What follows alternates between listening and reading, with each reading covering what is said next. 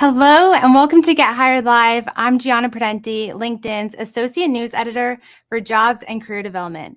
Thank you so much for joining me today. I'm coming to you live from LinkedIn's office in New York City.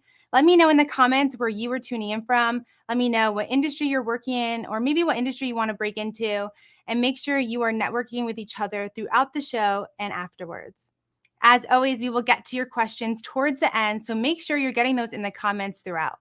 I already see so many people joining us. We have Elizabeth from Massachusetts, Sharon from India, Mehdi from Nashville, Scott from Atlanta, and Tammy from Ohio. Thank you all so much for joining me.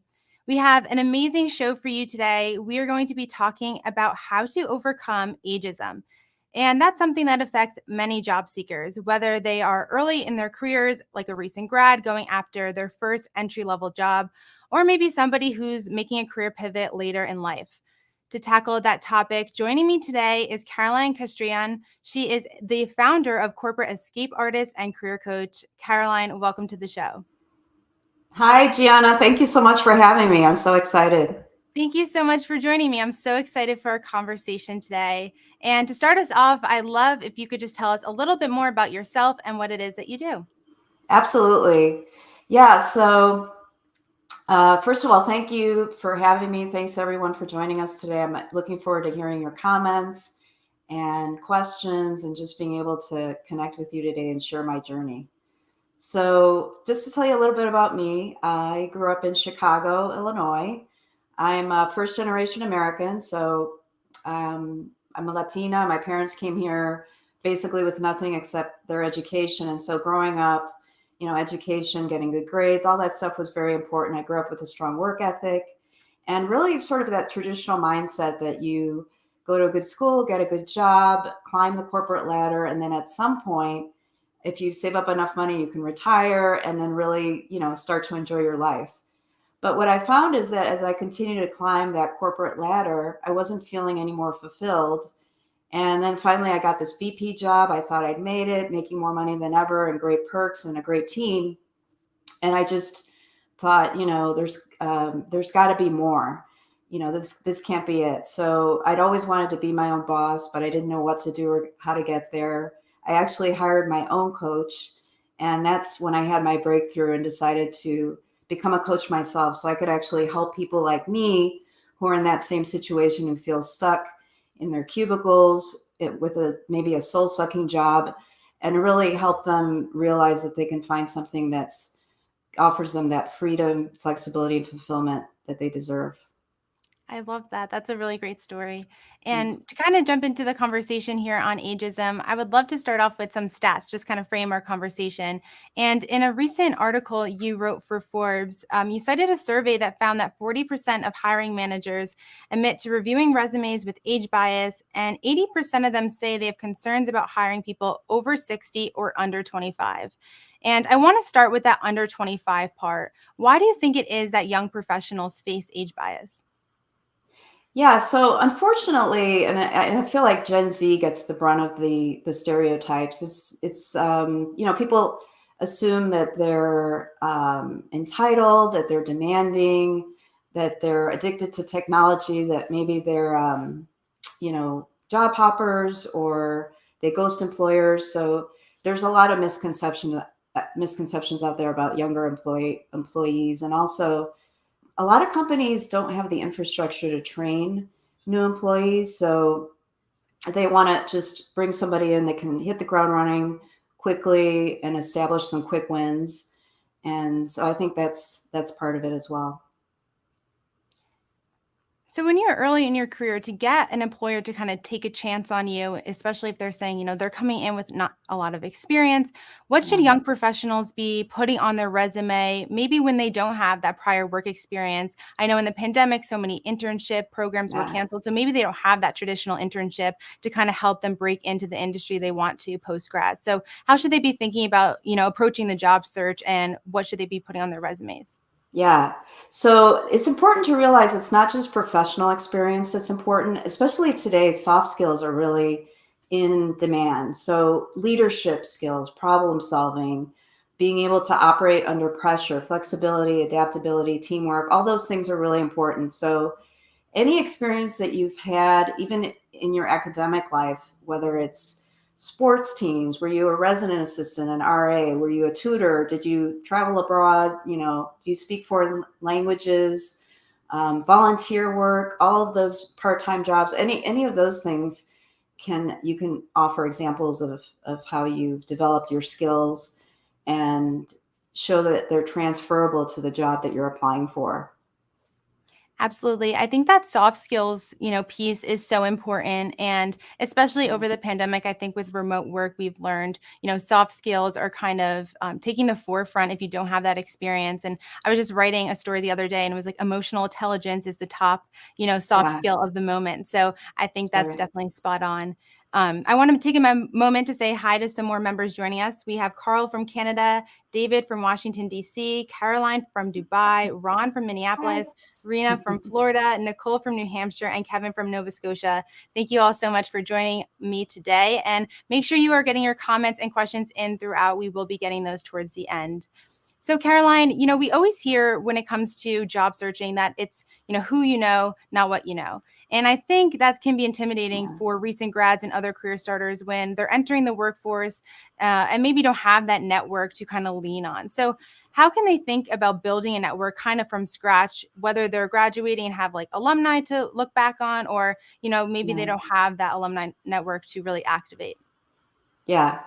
So it's important to remember you don't need a huge network, you just need a quality network. So, one thing I would definitely encourage everybody out there is to start networking early. Like, even if you're, later in high school, or, the earlier you could set up your LinkedIn profile and start getting comfortable with networking, both online and in person, the better. But you can lean on your family, friends, fellow students, professors, anybody out there is a potential networking contact, and you never know who they might know, and that's a good way to extend your network. And also, especially now we're getting out there more, so you can attend, on-site conferences as well as virtual events and things like that. So the more you put yourself out there, the better, because that will offer you opportunities.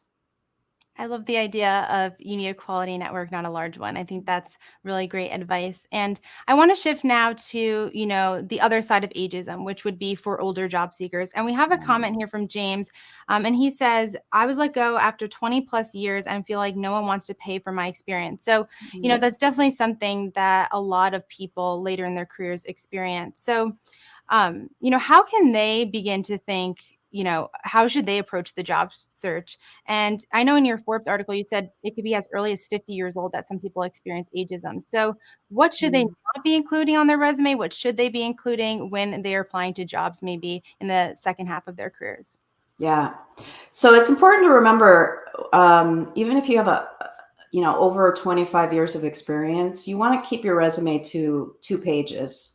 That's still the rule. And typically you don't want to go back further than maybe 10, 15, maybe 20 years, depending on how many positions you've had, because more often than not, those early jobs aren't going to be relevant to the positions that you're applying for today. So that's one thing. You don't have to list every single thing on your resume, and you want to put your professional experience first. So you really want to highlight that, and your education second, typically.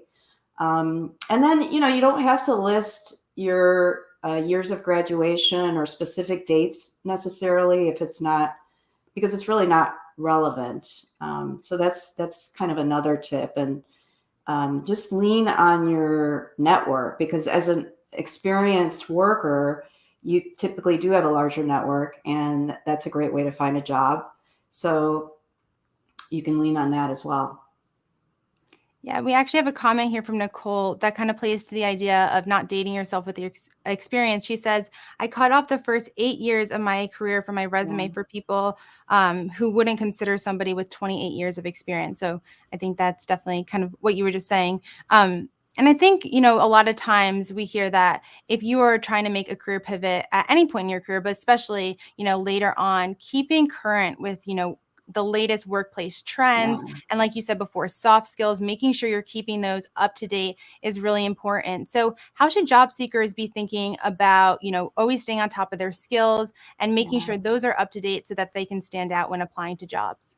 hmm So there's any number of ways. I mean, these days we've got podcasts, videos, virtual, like I mentioned, conferences earlier, organizations, like trade organizations, certifications, online courses. LinkedIn actually has some great courses that people can leverage. And then I like the idea of reverse mentoring. So, like if you're an older worker, finding someone younger to help you stay on top of technology and things like that. If you're applying for positions in the IT or tech world, I think that's a great idea. Or the flip side, finding an older worker to help you level up your skills, that can be really helpful as well. We don't really hear too much about reverse mentoring. So I really love that because, so many of us focus on finding a mentor when we're early in our careers to kind of guide us through. But like you said, that's such an easy way to kind of stay up to, up to date with the latest workplace technologies and stuff like that. So I love that. What's your advice for people who took a break from the workforce? So a lot of times, whether they're working mothers or caregivers, taking a break and then you come back with a resume gap. How should they Yeah. think about addressing that resume gap on their resume, but also during the interview process? Yeah. Well, for moms specifically, there's this really a fun way to do it on LinkedIn. So you can list mom as your job title, and then there's an organization called the Pregnancy Pause, and you can list that as your company name. So the Pregnancy Pause is an organization that's really supporting this idea of being really open about taking that break to have a family, because it is a full-time job and it's so important, and it's not something that we should feel like we need to hide. We should put it on our resume just like any other job. So that's one idea for moms. And then if you took a career break for other reasons, like being a caregiver, or you decided to travel the world, just be honest about your break and find a way to describe why you took that break in a very simple, succinct way, so that if you're in an interview situation or on your resume, you don't have to go into a huge amount of detail. Just describe it honestly and succinctly, and that'll usually be great for any employer. Definitely. And what if they're asked about that in an interview? I know sometimes that can be an uncomfortable question. So how should they think about answering that if an interviewer or hiring manager brings up, why did you take this resume break, even if it is addressed already on your resume or in a cover letter? Yeah.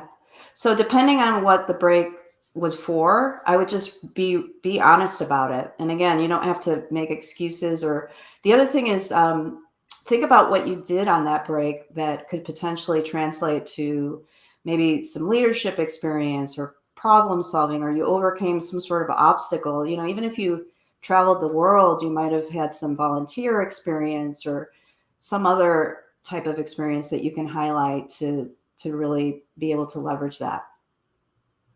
I think that's really great advice.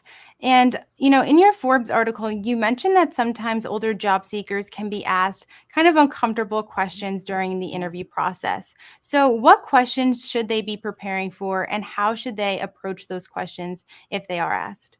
Yeah. Well, I actually had a client who was asked, he's around 70, and he was asked how long he plans on working. So if you get asked that question or something along those lines, you can just easily answer that by saying, as long as I feel like I'm making a contribution to the organization, learning new skills, and being able to contribute my experience to a great team, or something like that. Another question you might get is, do you feel overqualified for this position? That might be a concern for a more experienced worker.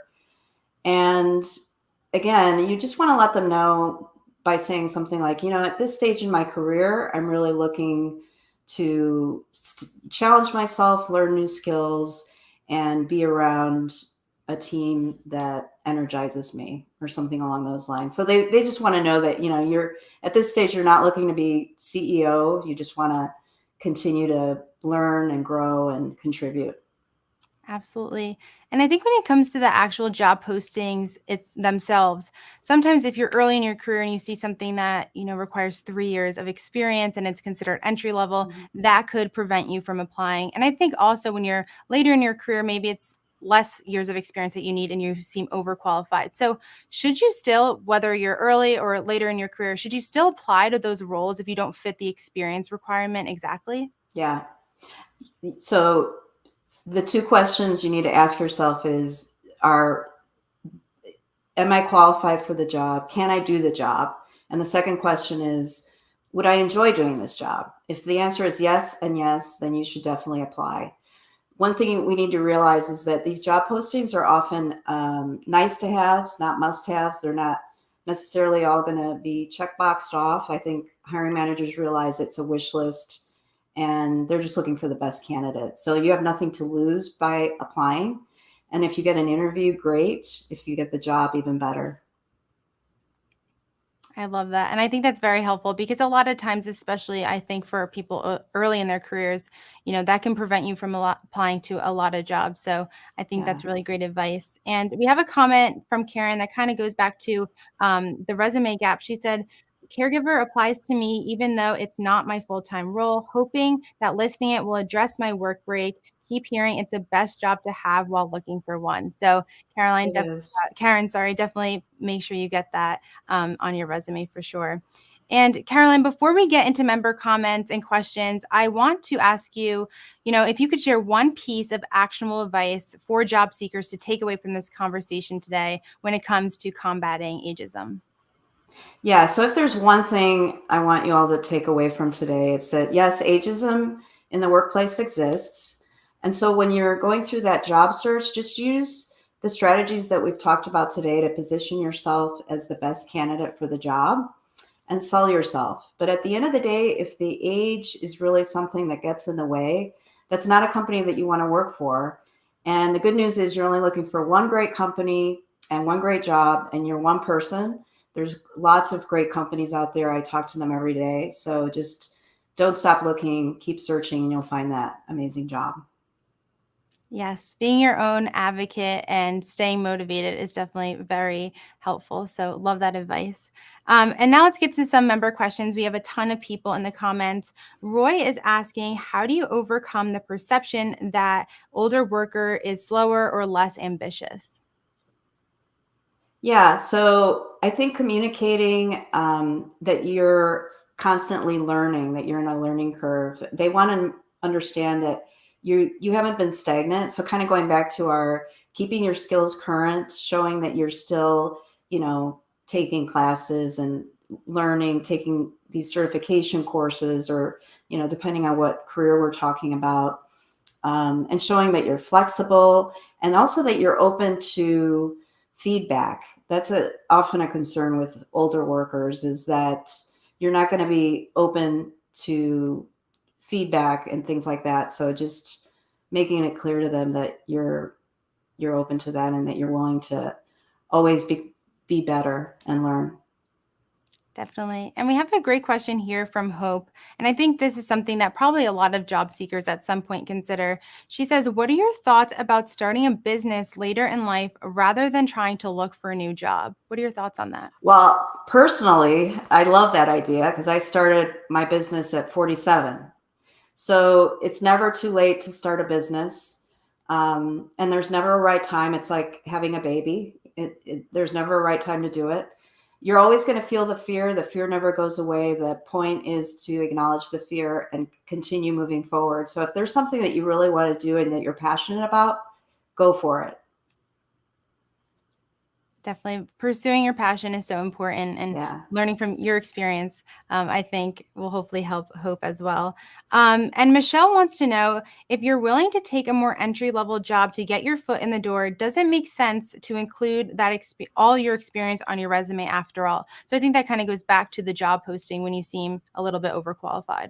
hmm I guess it depends on what job you're applying for. If it's really relevant to that job and what they're looking for, then definitely include it. If it's not, then I would remove it. It's really tailoring your experience and your resume to the job and the skills and experience that they're looking for. And speaking about tailoring your resume to the job, we have a question from Darwin who asks, how do I keep my resume short and focused, but have enough content and specific verbiage? So, especially when you come in, I think a lot of times when you have so many years of experience, you're like, oh, I could have a 2 to 3 page resume, but obviously that's pretty frowned upon. So how should they think about structuring their resume? Yeah, so I would keep, so you want to list your accomplishments under each position, and you want to make sure to quantify those accomplishments as much as you can. That's one of the biggest things I see people do, is that they list their job description, but not what they accomplished. The job description just is the same for every person that holds that job. It's the accomplishments that set you apart from the other people that might be competing for the position that you are. So I would list 3 to 4 bullet points under each job, and just kind of keep it succinct that way. I love that. Keeping it succinct is definitely key, and you want your resume to stand out. So when it comes into being too long, I think that can definitely deter, your candidacy. And we have a question here from Ronnie who says, how do you deal with the COVID break as the industry recovers and corporations are trying to get by with younger employees? So I believe he had a break on his resume due to the pandemic. Yeah, and that's so common with COVID, and employers understand that. Employers are not put off by a break, especially when it comes to the pandemic. You and so many other people are in that same boat. So again, you can list that on your resume as a career break, and then describe, maybe you were involved in other things during that time that you can describe to the potential employer to show that you have those soft skills that we talked about earlier, like leadership, problem solving, overcoming obstacles. The important thing is just to be honest about it and then move on. Yes, I think being honest and just showcasing, when you have a career break, it's not like you probably sat around for 2 to 3 months, Right. so or however long it is. So just really playing up all that experience that you did gain during that time. And we have a question here from James, which I think is really great. He says, I don't have a large network since I've worked at the same company with the same people for many years, and most of us were let go when our company was bought by a competitor. What's your advice for James, who doesn't really have that big network to lean back on? Mm-hmm. So James, you probably have a bigger network than you realize. So again, go back to your school alumni, getting on LinkedIn and reaching out, just reach out to people. I reach out to people all the time. People reach out to me that I don't even know that want to have conversations, informational interviews. You'd be surprised at how welcoming people are and how much they want to help others. So friends, family, former colleagues. It's not just your professional network. Again, if you're volunteered, people that you play golf with. I mean, it could be anybody within your network, and you never know who knows somebody, your neighbor, for example. And if you feel like your network isn't big enough right now, start to work on that. And you'd be surprised how quickly you can grow that network, especially, with a tool like LinkedIn. Absolutely. And, there's so many people around you who have those connections. So always just being in that kind of networking mindset, I guess, and because you never know who you're going to meet or who knows somebody, that kind of a thing. And you mentioned a hiring coach earlier in the show. Marcia wants to know what people can do if they can't afford a coach. Yeah. Well, coaches typically have a lot of great content on their site. So you don't have to actually hire a coach to have access to all these great resources. Like, for example, I have my blog, I have my Forbes articles, I have videos, and all the great coaches out there have something similar. So you can actually go on there and do what you're doing now. Watching this program it's essentially coaching. It's just in a different format. So you don't have to hire an expensive coach to get that experience. You can just do it, on your own with the resources that are out there. Definitely. Well, Caroline, thank you so much for joining me today. I know this was very valuable for all of our members joining. So thank you so much. Thank you. Thank you so much. I really enjoyed this. And thank you to everybody that joined today. Of course. And thank you all so much for joining me today. We will have a special edition of LinkedIn News Live next Wednesday. My colleagues Nina Melendez and Jesse Hempel will be coming to you live from San Francisco at the Masters of Skill Summit. They'll be speaking to thought leaders like Sally Krawcheck, Jared Tingle, and more. Again, that's Wednesday, October 19th at 4:30 Pacific time, right here from the LinkedIn News page. Thank you again so much for joining me, and thank you so much to Andrew for allowing me to host this week. We will see you next week.